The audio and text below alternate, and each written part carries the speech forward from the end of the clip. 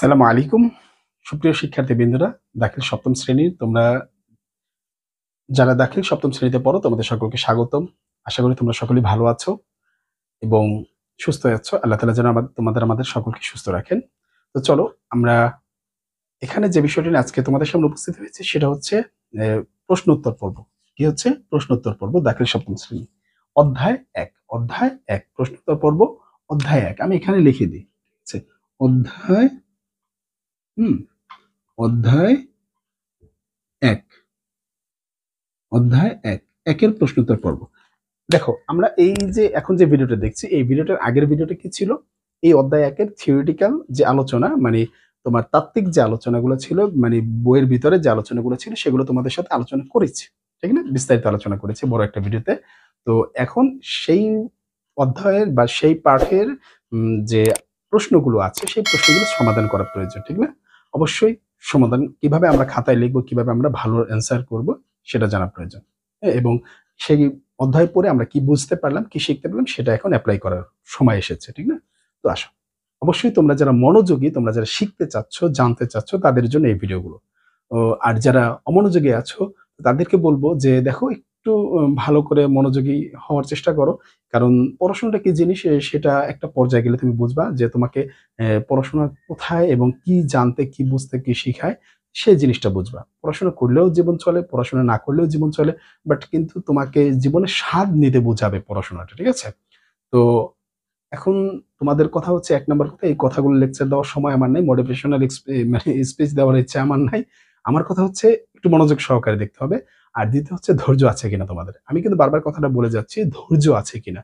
এত বড় একটা ভিডিও দেখবো, সময় ভাল লাগতেছে না, যাইতেছে না, কি বকবক করতেছে বিষয়গুলা খারাপ লাগে। দেখো, তোমাকে একটা জিনিস বুঝতে হবে এবং পড়াশোনা এটা সর্বোচ্চ পৃথিবীতে গুরুত্বপূর্ণ একটা টপিক এবং খুবই একটা সিরিয়াস একটা বিষয়, সিরিয়াস ইস্যু। এই ইস্যুটাকে তোমাকে একেবারে নিখুঁতভাবে বুঝতে হবে। কোনখানে যেন ভুল না থেকে যায়। কোনখানে যেন একটু সমস্যা না থেকে যায়। সেই সমস্যার সমাধান করতে হবে সুন্দরভাবে। যেটা শিখবো একেবারে শিখার মতো। আর যেটা দরকার নাই সেটা শিখবোই না। ঠিক আছে? অন্য কিছুতে সময় নষ্ট করব। তো বিষয় হচ্ছে এটা। তো এখন আমরা সেই গত পর্বে যে বিষয়টা দেখেছিলাম সেই বিষয়টা সম্পর্কে এখন আমরা প্রশ্ন পর্ব করব। ঠিক আছে? তো এই প্রশ্নটা করে এখন আমরা উত্তর, এখানে আমরা আমাদের এই যে সপ্তম শ্রেণীর বই, সেই ১ম পার্টের ভিতরে আমাদের প্রশ্ন আছে ৪ টা। প্রশ্ন আছে কয়টা? ৪ টা। আত-তামরিন, দেখো আত-তামরিন বা অনুশীলন। এই অনুশীলনের ভিতরে কয়টা প্রশ্ন আসে? ৪ টা। তো এই ৪ টা প্রশ্ন আমরা সংক্ষেপে করে ফেলবো। আশা করি বেশি সময় লাগবে না। ১ নম্বরে যে প্রশ্নটা বলা আছে, ১ নম্বর প্রশ্ন যদি আমি বলি, ১ নম্বরে ১ নম্বরে বলছে কি জানো? ইলমুস সরফ। কি বলছে? ধৈর্য থাকবে কিন্তু। ধৈর্য ছাড়া কেউ এটা দেখবা না এই ভিডিও। আগে ফ্রি হও। তুমি নিজেকে ফ্রি করো। ফ্রি করে মানে ধৈর্যশীল হওয়ার চেষ্টা করো। এরপরে আসো এই ভিডিওটা দেখতে। একটু সময় নিতে হবে কারণ আমরা এখানে পুরোটা বুঝতে এসেছি, দুষ্টামি করতে এসেছি। পড়াশোনা খুব সিরিয়াস হতে হবে। হুম? এর শাব্দিক অর্থ। ঠিক আছে? শাব্দিক অর্থ তোমাকে বলতে বলেছে। এরপরে শাব্দিক অর্থ ও পারিভাষিক অর্থ।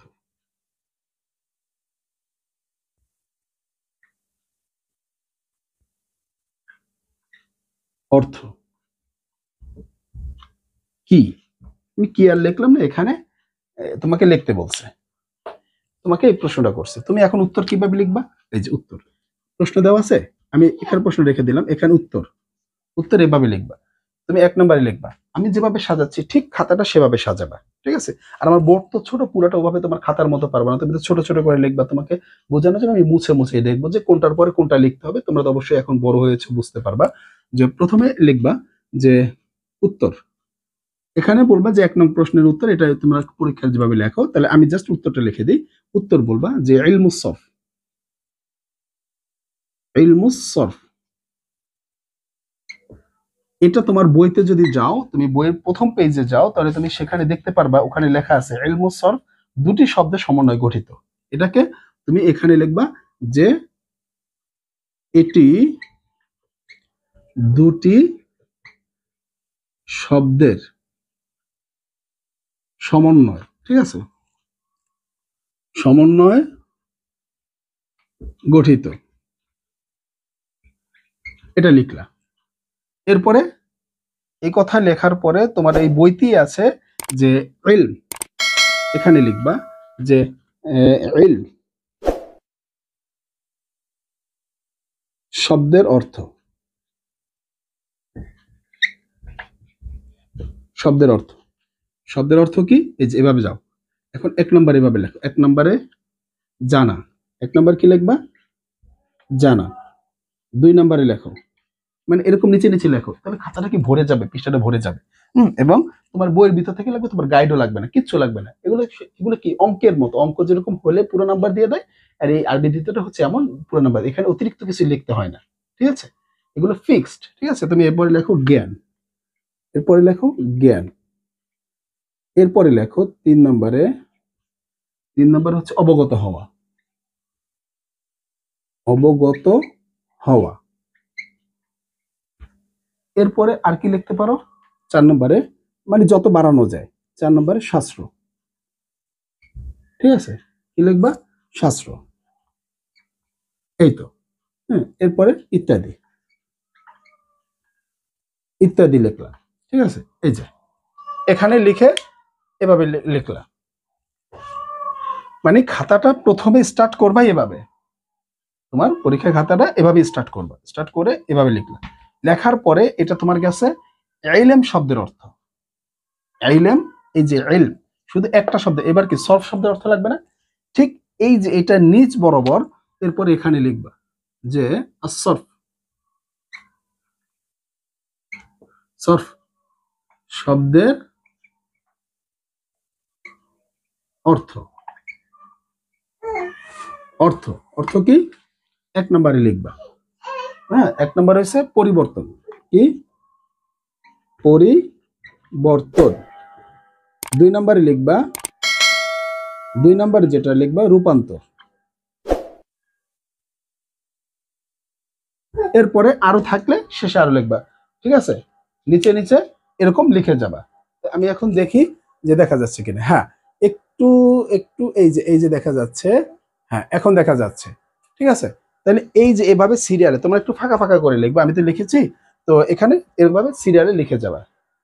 বুঝতে পেরেছো? তো এই দেখো, ইলমুস সরফ শব্দের অর্থ, এই দুটো শব্দ দিয়ে তোমার কতখানি খাতার জায়গা নিয়ে নিল। ঠিক আছে, তোমার স্যারের বুঝবে যে অনেক কিছু তুমি জানো, হ্যাঁ, এবং তোমাকে নাম্বারও দিবে পরিপূর্ণ। তো এটা লিখবা। এই লেখাটা শেষে তারপরে তুমি এই এর পরের পরের যেটা লিখবা, পরের অংশে মানে খাতার পরের দিকে যাবা। আমি মুছে দিচ্ছি যে কিভাবে লিখবা। এরপরে এই দুটি সম্মিলিত অর্থ লিখবা, এই দুটি শব্দের সম্মিলিত অর্থ। কারণ শব্দ তো দুটো মিলে একটা শব্দে মানে একটা অংশ পরিণত হয়েছে, ঠিক না? তাহলে এখন লিখবা এর সম্মিলিত অর্থ। ঠিক আছে, হুম, এর সম্মিলিত অর্থ মানে ইলমুস সরফের, এক কথায় ইলমুস সরফের অর্থ বা সমন্বিত অর্থ, সম্মিলিত অর্থ। অর্থ কি? অর্থ হলো, অর্থ হলো কি? রূপান্তরের জ্ঞান বা পরিবর্তনের জ্ঞান। কি লিখবা?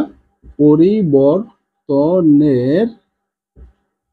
জ্ঞান বা রূপান্তরের জ্ঞান বা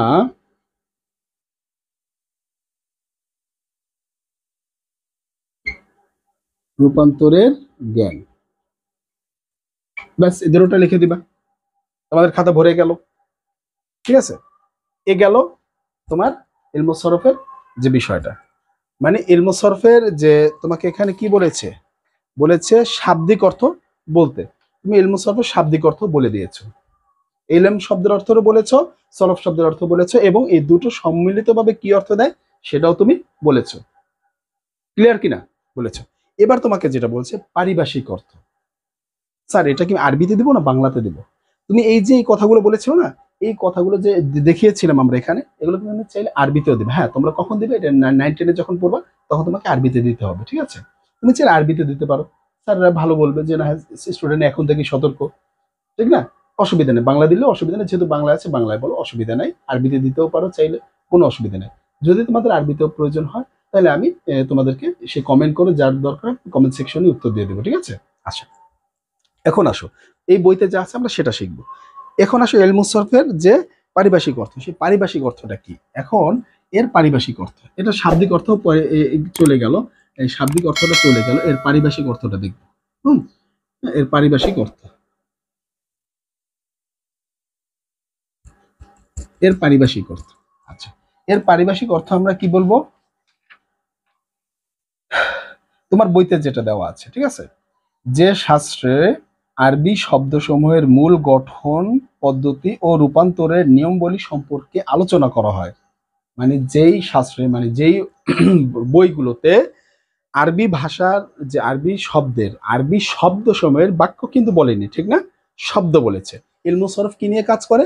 শব্দ নিয়ে কাজ করে। অলরেডি আমরা কোথায় আলোচনা করেছি? এই ভিডিওটার আগের ভিডিওতে, ঠিক না, যেখানে থিওরি নিয়ে আলোচনা করা হয়েছে সেখানে। তাই সেখানে এখানে বলে দিই, এরপর আমরা একটু বুঝি, প্রশ্নের ক্ষেত্রে বলছি অল্প কিছু। শব্দের মূল গঠন পদ্ধতি ও রূপান্তরের নিয়ম বলি সম্পর্কে আলোচনা করে, তাকেই ইলমু সরফ বলে। তো এখন এখানে সেই কথাটাই বলবো যে ইলমু সরফ, উত্তর, এখানে ইলমু সরফের উত্তরে, এই যে উত্তরে বলবো যে যে শাস্ত্রে,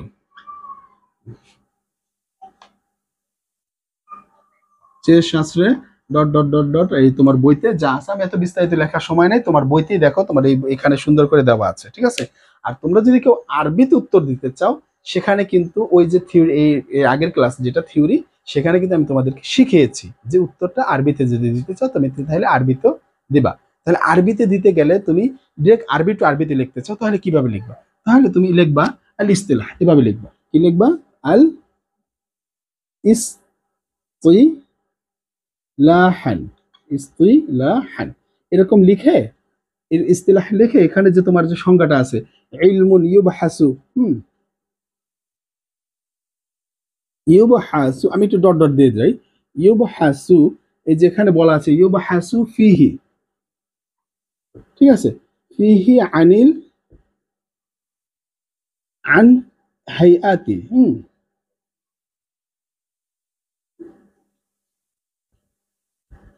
এই যে এরকম করে বলা আছে হাইয়াতিল কালিমাতি,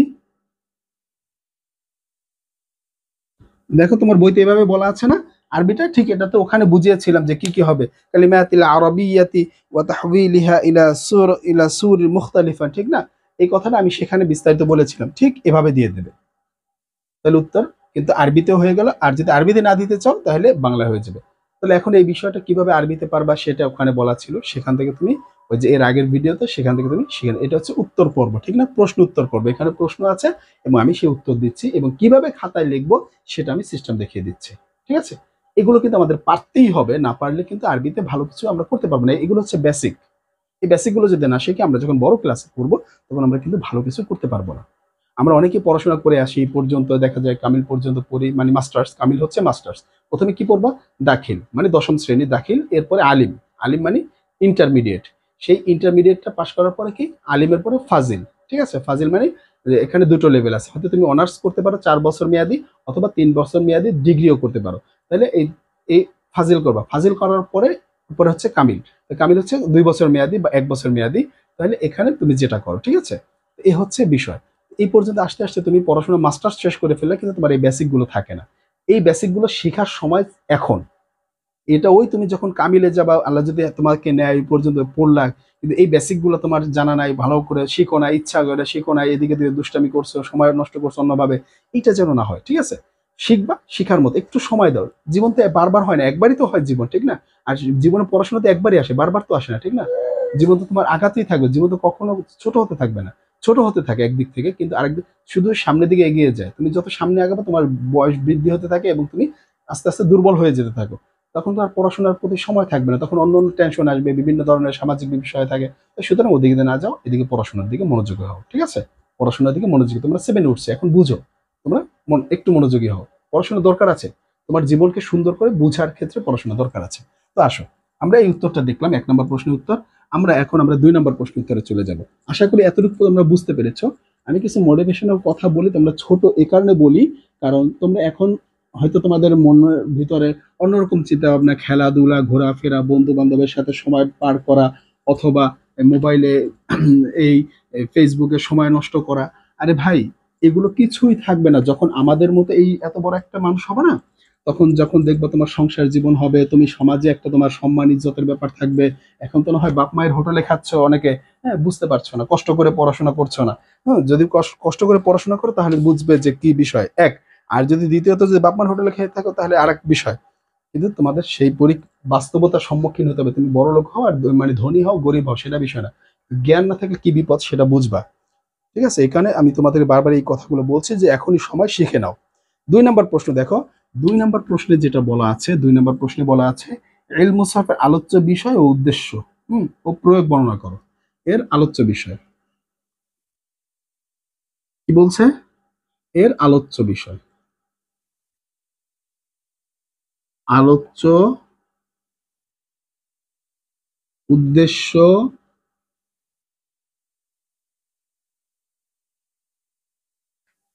আলোচ্য উদ্দেশ্য ও প্রয়োগ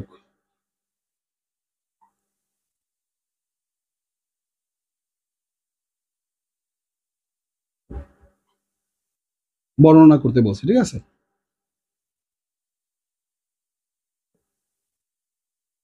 এই প্রশ্নটা তোমাকে বলেছে ঠিক না? আলোচ্য একটা, দুটো, এই তিনটা। ঠিক আছে, আলোচ্য উদ্দেশ্য ও প্রয়োগ, এই ব্যাপারটা তোমাকে বর্ণনা করার জন্য বলেছে। এখন তুমি এটা কিভাবে বর্ণনা করবা? দেখো তোমার এখানে কিন্তু বইয়ের ভিতরে সব দেওয়া আছে আলোচ্য বিষয়। ওই যে দেখো, ওই প্রথম পেজের ভিতরে দেখো যে এই সংজ্ঞাটার পরে বা পারিভাষিক অর্থের পরেই বলা আছে ইলম মুসাররফ আলোচ্য বিষয়। তুমি এখন চাইলে এটা আরবিতেও দিতে পারো, আবার বাংলায়ও নিচে দেওয়া আছে, তুমি এটা বাংলাতেও দিতে পারো। তুমি এখন উত্তরে লিখবা, তাহলে কি আলোচ্য বিষয় উত্তর। উত্তরে কি লিখবা, কিভাবে উত্তরটা সাজাবা খাতাতে, আমি সেই সিস্টেমটা পুরোটা এখন আর বলবো না, ভিডিওটা অনেক বড় হয়ে যাবে, তোমাদের অধৈর্য লাগবে। তো আমি সংক্ষেপে দেখিয়ে যে তোমরা জাস্ট লিখে নিবে, তোমরা দেখুন 7 এর পর অবশ্যই বুঝবা। তো এখন আসো, এখানে তুমি বাংলায় যদি লিখতে চাও তাহলে একটা আলাদা কথা, আর যদি আরবিতে লিখতে চাও ওইখানে আরবিতে লেখা আছে, ওই যে আমি থিওরিটিক্যাল ভিডিও সেখানে কিন্তু এর আগের ভিডিওতে আলোচনা করেছি কিভাবে তুমি আরবিতে লিখবা। তো সেখান থেকে চাইলে তোমরা একটু দেখে নিও। তো এখানে যদি আরবিতে লেখো তাহলে এখন উত্তরে লিখবা যে 1 নম্বরে উত্তর, এখানে একটু বলবা যে কি এর মুসাফের আলোচ্য বিষয় হলো সমস্ত রূপান্তরশীল ফেল। কি বলবা? যে সমস্ত সমস্ত রূপান্তরশীল ফেল, ডট ডট দিয়ে দিলাম। ঠিক আছে, ফেল এবং এবং এবং সমস্ত আহ, ইঅরব গ্রহণকারী ফ্রেম। কি? ইঅরব,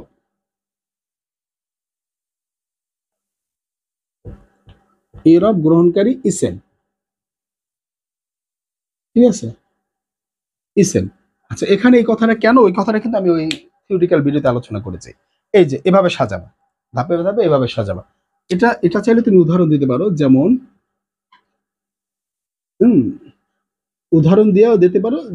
দিলে কি হবে, এতে স্যাররা বুঝবে যে একটু বুঝে। তাহলে উদাহরণ যেমন যেরকম নাসরাদা, তুমি দরবায়াত রুবুত এগুলো শুনছো, এগুলো জানো, নাসরা এগুলো জানো, নাসরা থেকে ইয়ানসুরু। ঠিক আছে, নাসরা ইয়ানসুরু। অথবা এখান থেকেই দেই, নাসরা থেকে ইয়ানসুরু। এই যে এটা থেকে এটা হয়েছে, অর্থাৎ এটা। আর এখানে যদি যাও তাহলে এটার উদাহরণ আমি দেখিয়েছিলাম, এখানে লিখবা যে উদাহরণ দিলে একটু ভালো হয়, যেরকম ইসমুন ছিল, ঠিক না? ইসমুন, ইসমুন। এই যে দেখো, এটা শেষে কি পরিবর্তন হবে, এটা এই আলিফের জায়গায় একটা বা নিয়ে আসবো, বিসমুন, বিসমি হয়ে যাবে তখন। এই যে পেশটা জের হয়ে গেল, ওখানে আলোচনা করেছিলাম। ঠিক আছে, বিসমি। এই যে একটা পরিবর্তন ঘটলো, এই পরিবর্তন হচ্ছে এটার আলোচ্য বিষয়। ঠিক আছে, এটার আলোচ্য বিষয়। উদ্দেশ্য কি? ঠিক আছে, হ্যাঁ, এখানে আলোচ্য বিষয়। এরপরে আরো কিছু এখানে তুমি চাইলে কথাটা অ্যাড করতে পারো, এই সেই কথাগুলোর সাথে আরো অ্যাড করতে পারো, যেখানে বলা আছে যেসব ফেল রূপান্তরশীল নয়, মানে যেই সব ফেলকে রূপান্তর করা যায় না। আমরা এগুলো নাহু যখন পড়বো, এই নাহু অংশের ভিতরে এগুলো শিখবো।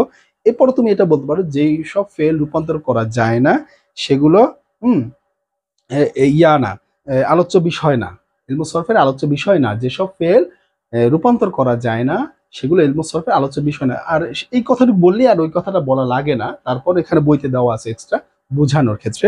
এবং যে সকল এস এম একই মাবনি, যে সকল এস এম কোনো মাবনি, সেগুলো এই ইলমু সরফের আলোচ্য বিষয় না। আচ্ছা, এবার আসো তোমার ওই পৃষ্ঠা উল্টাও, পৃষ্ঠা 2 নম্বরে দেখো যে এখানে দেওয়া আছে ইলমুস সরফের উদ্দেশ্য। ইলমুস সরফের উদ্দেশ্য কি আমি থিওরিটিক্যাল ভিডিওতে সুন্দর করে ব্যাখ্যা করেছি, সেখানে এক্সপ্লেন করা আছে।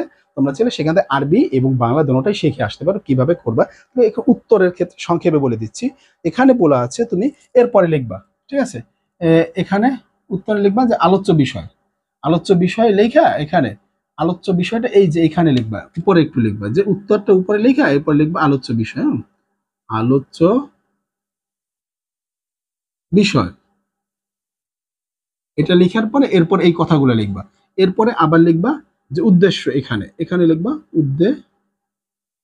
উদ্দেশ্য, উদ্দেশ্য লেখা এরকম ডট ডট দিয়ে তারপর উদ্দেশ্য কি আছে এখানে বলা আছে কি আরবি শব্দসমূহের ক্ষেত্রে ভুল ভ্রান্তি হওয়া থেকে জবানকে বাঁচিয়ে রাখা এবং আরবি লেখার ক্ষেত্রে ভাষার নিয়মকানুন অনুসরণ করা।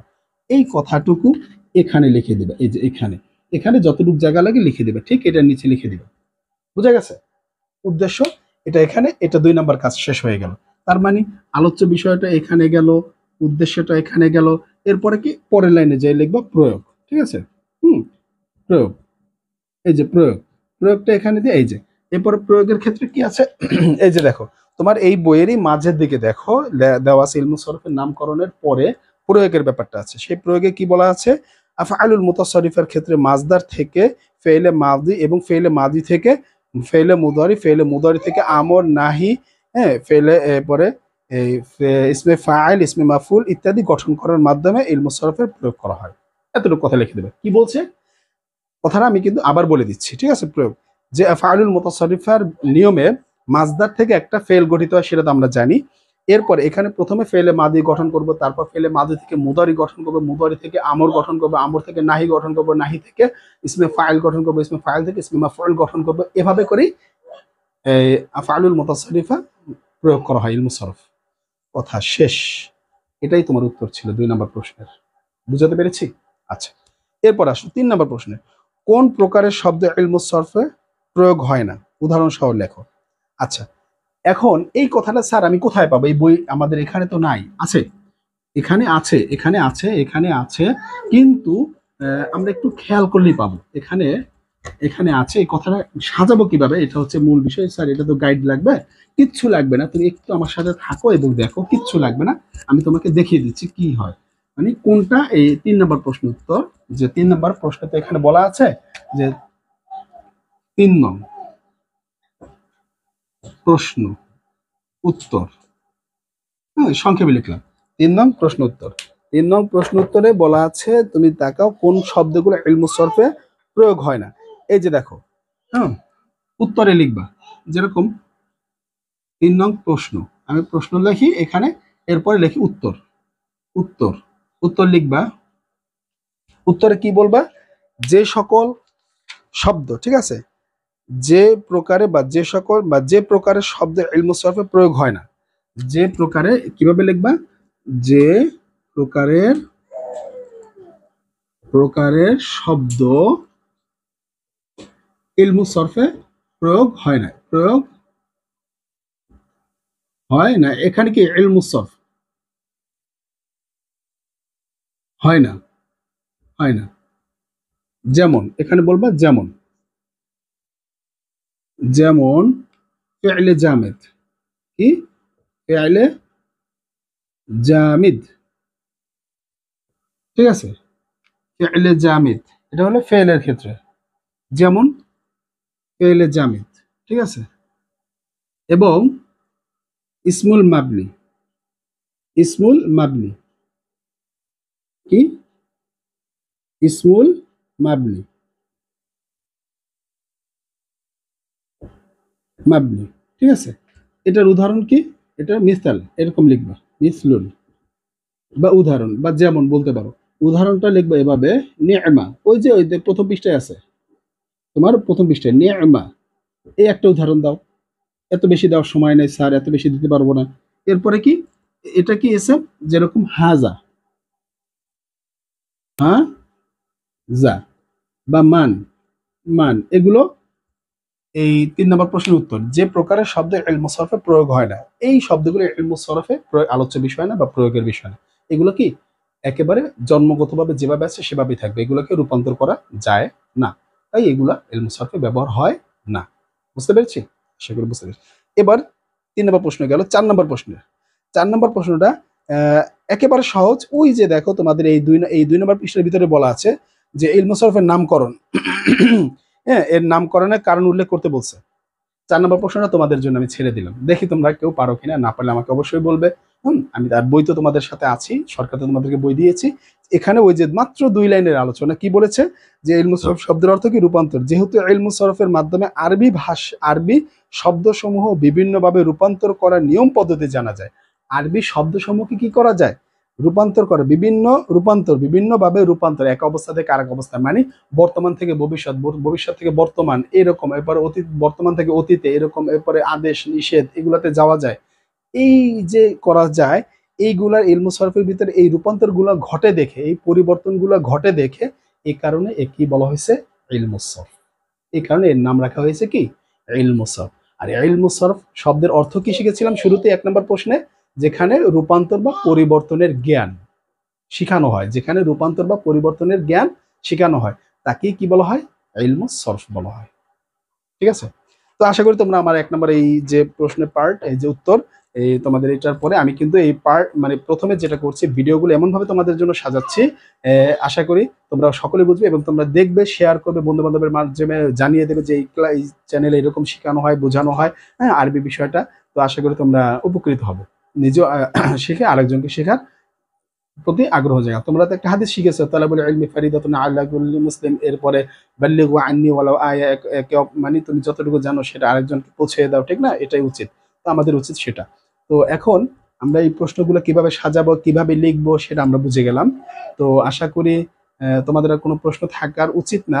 এরপর যদি থেকে থাকে কমেন্ট সেকশন ওপেন আছে, তোমরা আমাকে বলবে। তো আজ এ পর্যন্ত, পরবর্তী ভিডিওতে দেখা হবে। আসসালামু আলাইকুম।